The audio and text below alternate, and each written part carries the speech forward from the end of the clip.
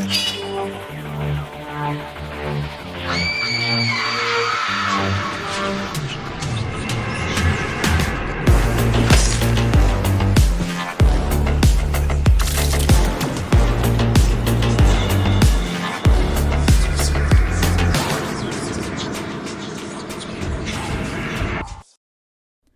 up, guys and ghouls, and welcome to another episode of Fright Mic. I'm Liz. I'm Sam.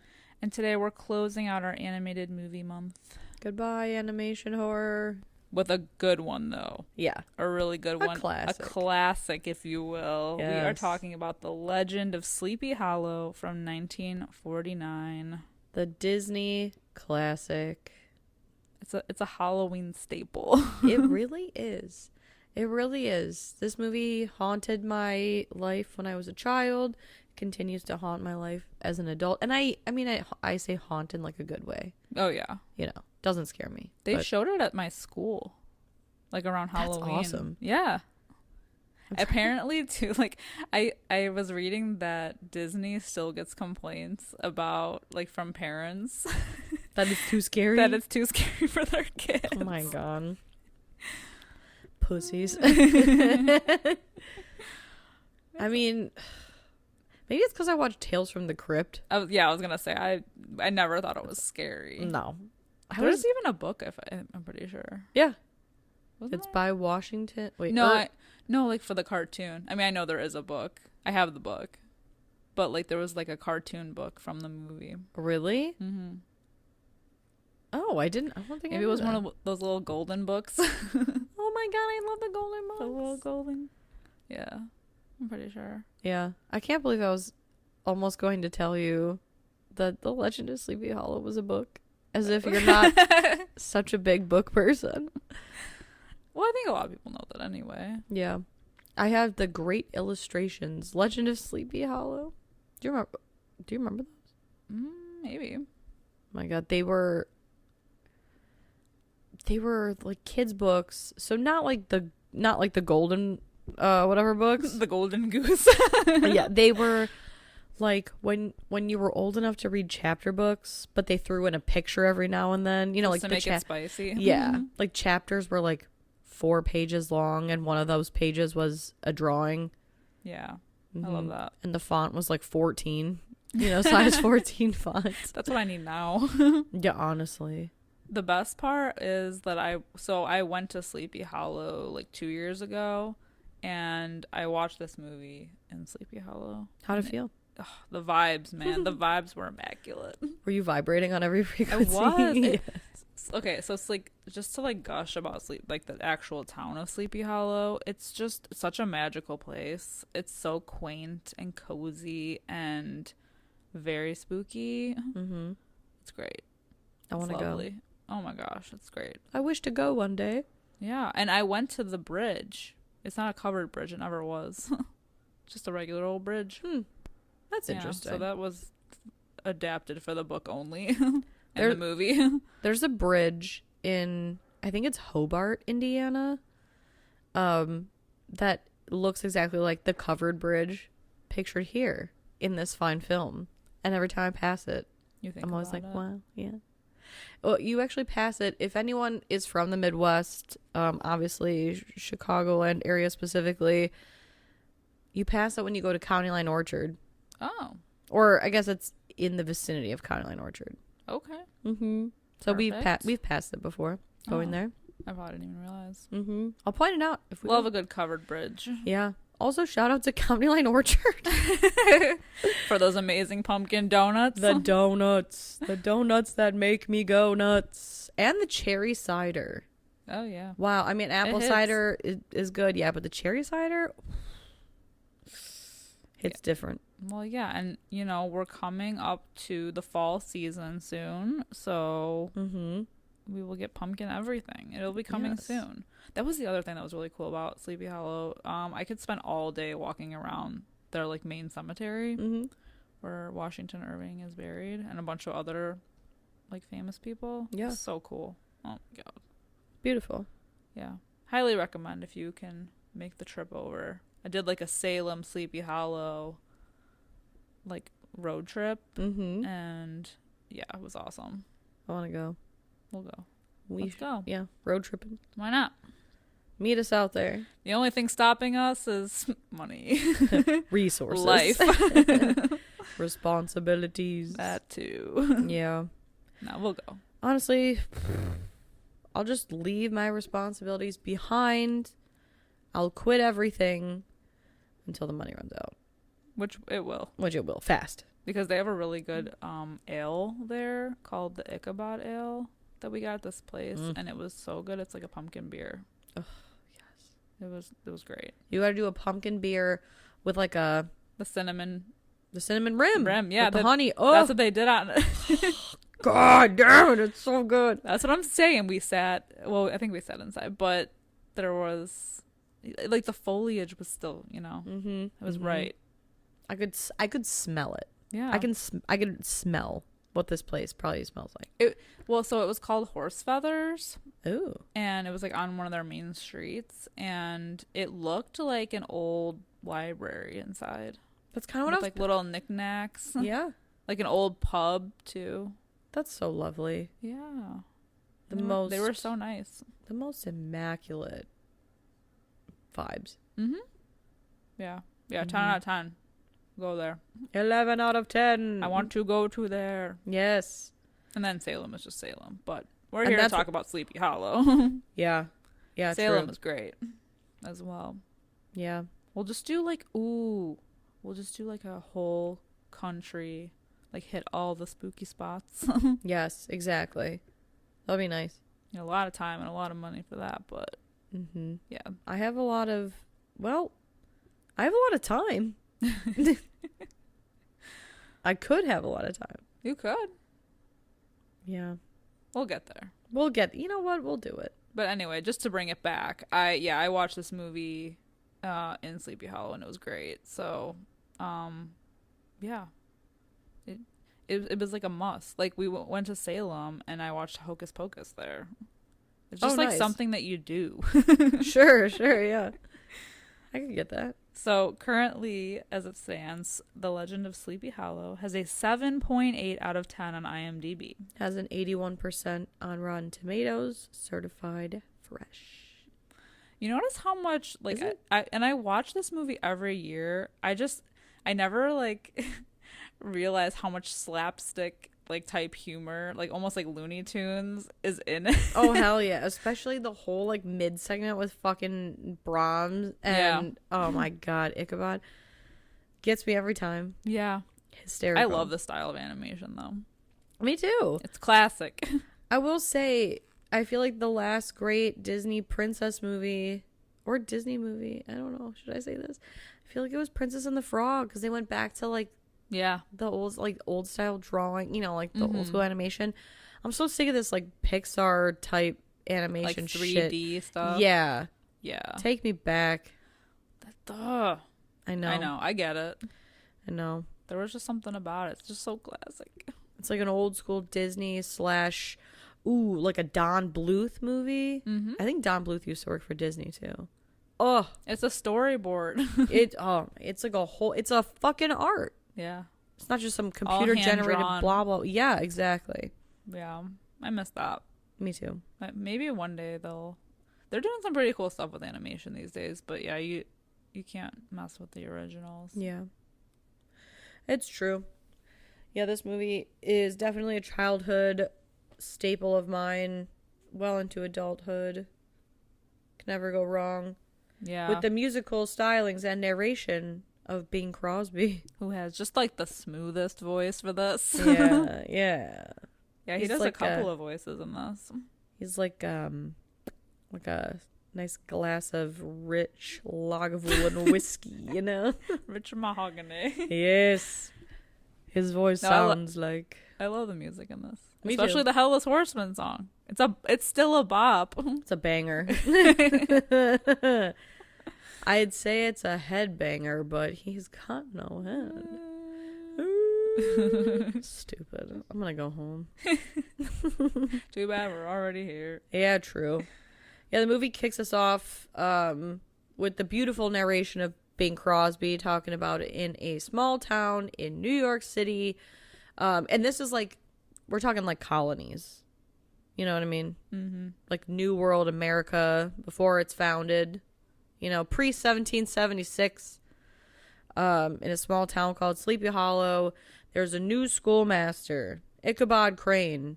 And this, like, whole opening number is very, like, you know, Belle and Beauty and the Beast. Very much so. Yeah. I think that I want to say that they mirrored Gaston to be just like Brom Bones. Yeah, that makes sense.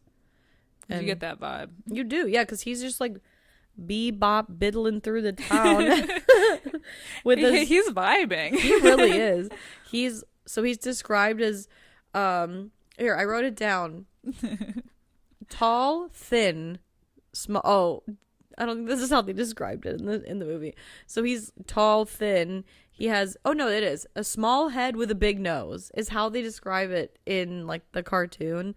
And I just thought like, and they chose Johnny Depp to be. I'm not mad about it, but they said, we need a tall, thin, small-headed, big-nosed man. You there, the handsome guy in the corner. You're perfect, god damn it. Smoldering man with dark hair. And that one goddamn curly Q hair. Don't get me started on that. Don't get me started. My leg is going. They even say that he is so odd-looking that he could be mistaken as a scarecrow. Well, have you ever seen those pictures of, like, if characters looked like how they are described in their books? Yeah. Like, how funky people look? Yup. Yeah, it's always interesting. It also just goes to show that, like, it's very hard to describe. You know what I mean? Like, oh my god, I saw this guy. He was so cute. He was so hot. What did he look like? Well, tall, lanky. Tall. But, like, everything is, like, subjective, right? Because I'm 5'1". Okay, everyone is tall to me. You are 5'6". We're good, because even in like 5-inch heels, we're eye level. You know what I mean? Like, yeah, everything is tall to me. And blue eyes. He had piercing blue eyes. Well, just what do you mean?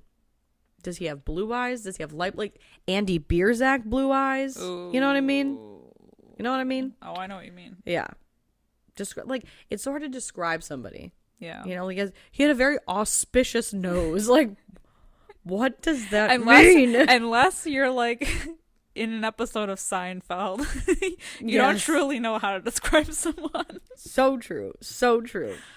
No, it's true, though. Yeah. But it works for the cartoon, though. His appearance. Sure, like, you know, they were really basing it off the book. And I mean, like, the live action Sleepy Hollow came, like, way later. So. Yeah.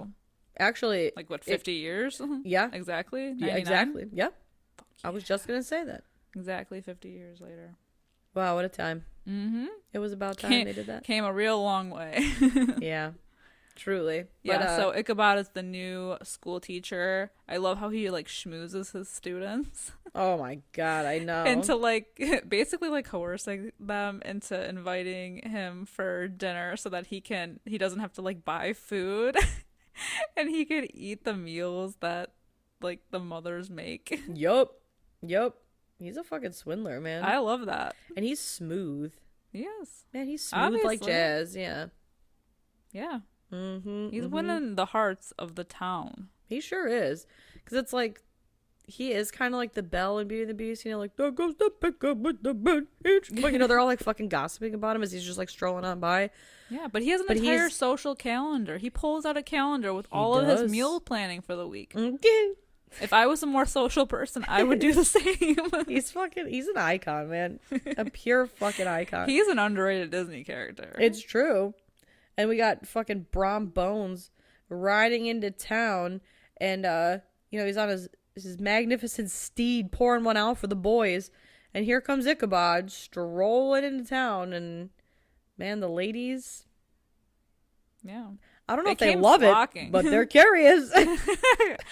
He's a mystery man. Exactly. It's you know what, it's the new kid syndrome, you know? Yeah, where it's like, well, if he wasn't the new kid, I wouldn't want to fuck him, but because he's mysterious and new, I'm going to throw my hat in the ring. Well, and he's got to be smooth with the ladies. How else would he get so many dinner dates with these families? Exactly.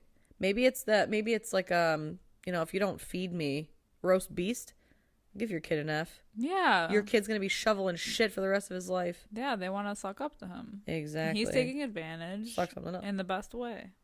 Oh, hell yeah. Yeah, it's kind of funny.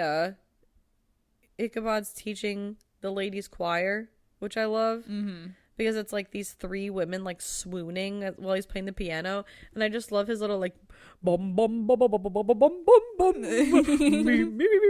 Like he's, oh my god, it's fucking hysterical. But then Brahm like picks up a dog and he goes to like belt out a note, but the dog barks and he's like, the ladies are swooning with a capital ooh, and he's just trying to figure out how he fucking made that sound with his throat. He doesn't realize it's a dog. Yeah. Oh man, it's wild. But then Katrina comes, of course, and she's like the village bicycle. Well, no, she's the one that everybody wants because her dad is rich because he's a farmer and farmers were like kings, and they all want in on the farm, the wealth, so they want to get through her. But she's also like a little firecracker though, because she flirts with everybody. Oh yeah, you know, I don't want to say a hussy, but yeah, she's playing the field. Oh yeah, big time. Well, she's got the pick of the litter. When everybody in town wants in on that, I mean, everyone's doing for her. Exactly, and it's because you know what they say, when the money talks. Do you think it gets the point across? I mean, nobody says that. That's you know what they say? That's a quote from a Bad Omens song. I love that. I love fit. That for you. I felt it fit. Shout out Bad Omens. No, if you're listening. If you're listening, I'm a big fan.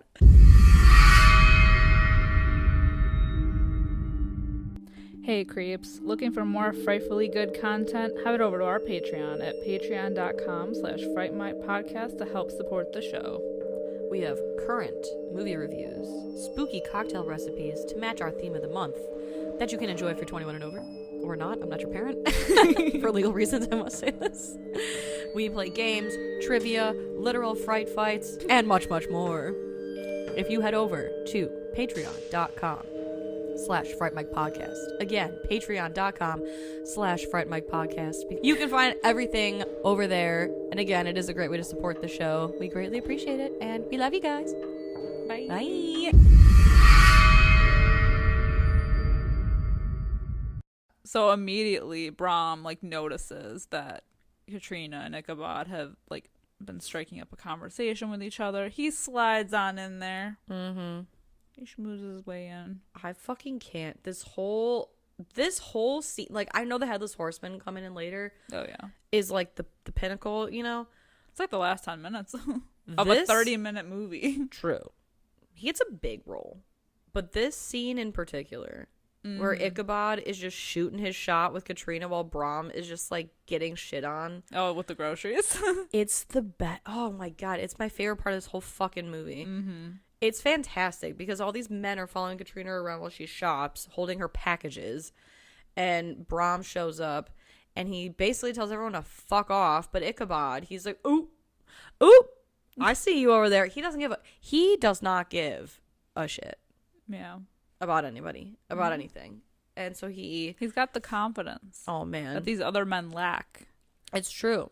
And he literally zooms on his feet all the way to Katrina's house, beating Brahms on his horse because he he's like a macho and he scoops her up. But Ichabod meets them there, and it's just this hysterical tit for tat. Yeah, kinda. It's a whole long scene of Ichabod helping her with the groceries, and then Brahm trying to steal his thunder, and things just keep going wrong for him until finally it all culminates to her getting into the house, but Ichabod gains the advantage. Exactly, because he shows up at the house and he makes Brahm carry all of Katrina's packages, and he keeps dropping them, and so then when they finally get inside, because obviously Brahm gets shut out, Katrina throws him a little, a handkerchief or whatever. And or is it the flower that he's kissing? No, it's the it's something like that. Yeah. And he's kissing it, but Brom, like, can't see anything. He can just hear things. So he thinks he's kissing Katrina, and he gets so pissed. And there's like a whole gag with those old school kind of like farm doors where the top half opens separately from the bottom half. Yeah. And so he's like waiting to clock Ichabod, but Ichabod like slams him against the door. But then somehow classic like, Looney Tunes cartoon. Yeah. It's like this. It's this whole fucking rigmarole thing. Yeah. And it's great because then Ichabod goes to leave and there's a horseshoe on the ground and Ichabod's like, oh shit, and picks it up, and Brahms run past him and goes down that wishing well, or that fucking wishing well. The well. Yeah. This isn't fucking Snow White. No, it's not. No. And then he says, man, it really is my lucky day. He doesn't say that. Bing Crosby does. And then he throws the horseshoe back, and just as Brahms about to like crawl out and get him, the horseshoe hits him, and he's like, and it's a knee slapper. It's great. The whole scene is great. You really have to see it in all its majesty to understand. Well, it's all very smooth. It's great. Yeah. And then the big Van Tassel party. Yes. Oh yeah, Ichabod gets the invite. An invite to a quote unquote frolic. It's a dance all night. Oh. Man, eat all night too. Oh shit, no kidding. Party all night. Yeah, so he goes and he's dancing with Katrina all night. Like quite literally. Like they're stealing the show. They're really hitting it off. They're hitting it off. Brahm is jealous of everything. Ichabod lights okay, they never do they say her dad's name? Is it Baltus? Because I'm just going off the 99 movie. No. Mr. Van Tassel. Yeah. He even lights his pipe for him. Mm-hmm. He's really, honestly... He's schmoozing. He's a good schmoozer. Fucking killing it. Makes you wonder how many other towns he's tried this in, you know? But Brahm realizes at the party that one of Ichabod's weaknesses is that he's superstitious. A little too superstitious. So he decides to have this whole plan where they end up telling ghost stories at the end of the night, which honestly is like my ideal party. So like I want to be included in more of these kinds of parties. Absolutely. But yeah, so he tells the story of the headless horseman, which is like so the best song in the movie. I agree. It's a bop, man. It's a bop. It really is. Oh man, he gets him all riled up, which actually reminds me of the walk that I went on today. Because I like to go for a walk outside while we have nice weather versus like going to the gym, just because I feel like I get a better, workout, and it's like cathartic or whatever. And I legitimately thought about the part of the movie where Ichabod's riding home from the party after hearing the story, because I like was going for my walk and I'm in an area where it's all shrouded in like trees and stuff. You don't have like a visual on like the street or anything, like any public areas. And I was just listening to my music, and all of a sudden a bush starts rustling, and I was like, okay, that's weird, because it's not the wind. It's like one specific bush out of 5. And so I take my headphones out and I'm listening, and I'm pretty sure it's an animal, but you can never be too safe. And so I just like popped both of them out, and as I'm walking, it's like I'm so conscious of every noise that I'm literally jumping left to right. I felt like Ichabod. I felt like Snow White when she's being chased through the fucking woods, people tearing at her dress. I just wanted to get out of there. Yeah. But then I went for another round and everything was fine. Take me now if you're going to. Yeah, I really vacillate quite often between like not wanting to die and just like ending it all, Like, yeah, you know what? It was my time. We're unstable people, if you haven't guessed. Yeah. Yeah. Well, I love the scene though in the woods because of like just the sound design alone is great. Like all the layered noises that he hears and all the visuals of like things that aren't really there. It's kind of like Scooby-Doo. Absolutely. With like how the tree trunk looks like a ghost, but then when he gets closer, it's not really a ghost. Yeah. It's like something else. Or like the cattails. Yeah, the cattails things, yeah. Making the noise. I love how his horse is completely unfazed by all of this as well. Yeah, his horse looks like a drunk. He looks like he's asleep. Yeah. I love that. It's so fucking great. Yeah, because he's like, he hears, he thinks he hears like his sound, his name, right? Mm-hmm. With the crickets, like, Ichabod. And the cattails are thumping against like a log, and it sounds like a horse. A horse clacking. Thank you. Yeah, I'm like the horse hooves. Like it sounds like somebody riding a horse, and he's trying to push his horse to like go, and it's just not working. And then it is funny because then he realizes that it's the cattails kind of knocking against the thing, and he starts laughing, and then his horse starts laughing, and then they're both laughing, but then there's another voice. Yep. And guess who it is? The headless horseman. Who looks so dope. He really does. With black horse and his black cape. And his little flaming pumpkin head. Bitch. Classic. During Brahms' tale, he did make mention that if the headless horseman ever comes for you, you are to ride to the bridge. For the headless horseman loses his magic at the bridge. He can't cross. He's looking for a rooftop to jump. God damn it. That song is so good. It's so good. It's very dark.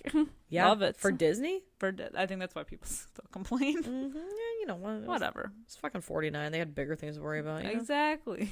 Please. Exactly. Yeah, so their chase is pretty intense, actually. He almost gets his head chopped off like 5 different times. Mm-hmm. It's pretty insane. But he does make it to the bridge. Unfortunately, however, it's kind of like the thing in Creepshow 2 where he's like, I beat you. And then it's like, But not quite. You should have walked another like 10 feet the other way. Yeah. Or just be better at dodgeball, my guy. Because the headless horseman throws the flaming pumpkin head at him and it explodes on the screen. And you're like, ooh, I wonder how that played out. And then it just like cuts to... But we never know. We never quite know. Because it cuts to Brahm and Katrina getting married at a church that was modeled after a very real church that exists in Sleepy Hollow, which is cool. And, everything is just kind of like chill. Yeah, they make mention that Ichabod disappeared, but there are rumors that he maybe started a new life elsewhere. Yeah. All that was left were pieces of pumpkin and like horse tracks. Yeah, and his hat, I think? And his hat. Yeah. But you know what? I like to think that he lived on. Oh, yeah, we want the best for him. Yeah. And that's why he's so smooth and suave, is because, like, he's done this before. Yeah. You know? He's like, maybe he's more coordinated than people give him credit for. Yeah, he's a swindler. How do you think you fucking fill your social calendar full of free meals if you're not a swindler?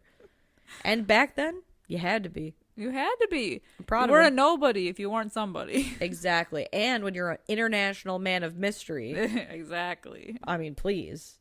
You had a lot of kids, too, when they did that flash. Like the rumor of him shacking up with somebody else. Yeah. He had a whole table full of kids. Some ladies jumping his bones on the reg. You know? For real. Yeah. This is a classic. It's too bad we can't play any music. I know. From the movie on the podcast. I'll sing for you. No, please. Please. I'll do you a favor and not sing for you. Do it. I've sang enough on this podcast. Oh, God, please. No, absolutely not. Oh, man. Yeah, no. Highly recommend checking out the soundtrack, though. Or just watch the movie, because the movie is awesome. It's definitely a Halloween staple for me. Yeah. And I know for you as well. So I'm going to give it a 5 out of 5 for sure. It's absolutely a 5 out of 5. If not for nostalgia, then just for like the fucking cool visuals and the music alone. And Bing Crosby. Bing Crosby. Are you kidding me? They don't make voices like that anymore. They don't make voices like they used to. They don't make They don't make voices like they used to. I know. I'm the closest. Nobody sounds like that. Do you sound like that? Let me try. Please. No, I can't. Please do. I cannot. Yeah. I cannot. Yeah. Yeah, it's kind of like he's got smooth jazz. He's got the smooth voice. It's true. It's like whiskey, velvet. Yeah, like he smoked a whole pack of cigarettes and drank a whole bottle of whiskey and then started singing for the song. Yep, exactly. Or this movie. Exactly. But it's like also like I feel like a little bit. No, never mind. No. I was going to say like that transatlantic accent, but no, not really. You know, like coming in live from CNN. I don't know. He's too slow for that. Yeah. It's classy. It's like molasses in your mouth. Yeah. Whatever it is, it's delightful. It is delightful. It's delightful for my ears. And if you guys haven't seen this movie, why the fuck did you listen to this? It's on Disney Plus. But it is on Disney Plus. And also, if you're going to go hunting for it in the wild, it is more likely than not going to be coupled with Mr. Toad. Mr. Toad. I know. It's so strange. I have the VHS of this movie, and it's called The Legend of Sleepy Hollow, but I have the DVD of it, and it's Ichabod and Mr. Toad. Yep. And Mr. Toad is like 45 minutes. Yeah, and he's the front half of the movie. Yeah, he's the front half. Which, like, okay. I think on Disney Plus, it's labeled. It might be labeled as Ichabod and Mr. Toad. I'm not really sure. I believe you. So either way, you're gonna get the movie, but you might have to watch Mr. Toad first. Yeah, just you want to skip through fast forward that first 45 minutes of gobbledygook. You don't need to see any of that. Yeah, because this movie's only a half hour long. Mm-hmm. Nice and short. It's the better story, to be honest. It is. Yeah, Mr. Toad, he's fine. He's all right. Yeah. Nothing interesting happens to Mr. Toad. Anyway, that's just our opinion on The Legend of Sleepy Hollow. Let us know if you have seen this movie, if you are like us and watch it every year, every Halloween, for the vibes. Mm-hmm. You can hit us up over on Facebook, Twitter, Instagram, and TikTok. We're over on all of those platforms. You can always comment, leave us a comment. Also, if you're at it, leave us a review wherever you're listening. We would really appreciate it. A nice little rating review, a nice word. Share us with your people. Yes. People Carve us on your tombstone. Yeah, people you know, love, and trust. Or maybe even your enemies. Definitely your enemies. Especially if you hate this podcast. Don't hate this podcast. No. We're great. If you hate this podcast, why are you listening to the end? Exactly. But until next time, I'm Liz. I'm Sam. Rest in peace.